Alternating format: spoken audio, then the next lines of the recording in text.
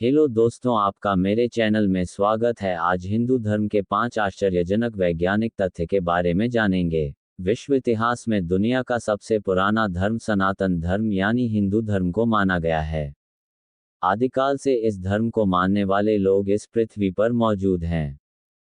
हिंदू धर्म के बाद ही अन्य धर्मों का जन्म हुआ, लेकिन हिंदू धर्म की कुछ ऐसी बातें हैं जिन्हें विज्ञान भी 101% सही मानता है।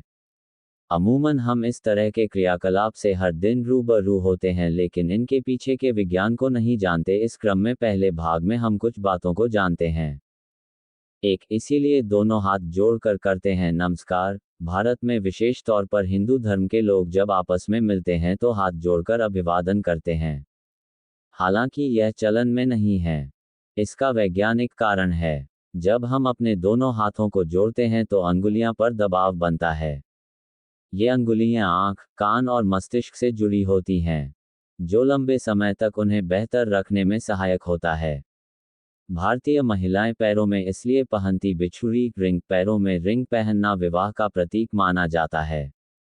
विज्ञान कहता है कि पैरों के अंगूठे के पास की अंगुली गर्भाशय की विशेष तंत्रिका से जुड़ी होती है और इसके पास की अंगुली हृदय के पास होती है। इसलिए इन दोनों में रिंग पहनने से मासिक धर्म के समय रक्त प्रवाह और हृदय से रक्त का प्रवाह संतुलित रहता है। आमतौर पर ऐसा कहा जाता है कि ऐसा शुभ सूचक होता है, लेकिन विज्ञान कहता है कि पुराने समय में सिक्के तांबे और चांदी के हुआ करते थे। नदी में फेंकने पर उसके पानी में इन तत्वों का समावेश होता था। इन तत्वों की शरीर को भी जरूरत होती है, ऐसे में ये जल के द्वारा मिल जाया करते थे।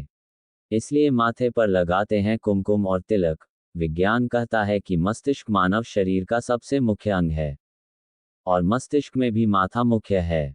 ऐसे में यदि हम चंदन का तिलक या लाल कुमकुम लगाते हैं तो हमारे मस्तिष्क की ऊर्जा एक जगह केंद्रित रहती है। ये क्रम सदियों से चल रहा है।